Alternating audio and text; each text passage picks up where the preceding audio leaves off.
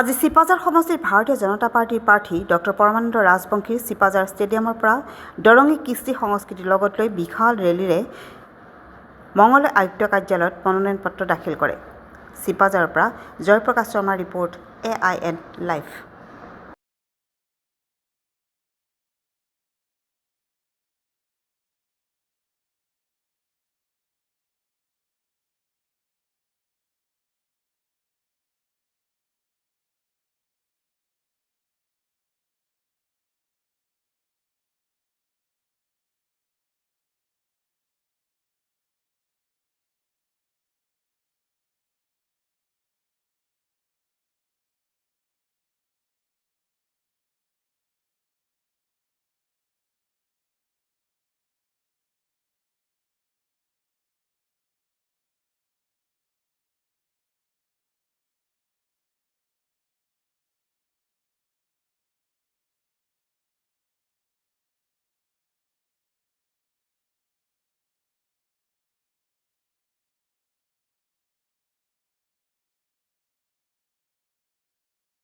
যিকোনো খবৰ আৰু বিজ্ঞাপনৰ বাবে যোগাযোগ কৰক 7896121996।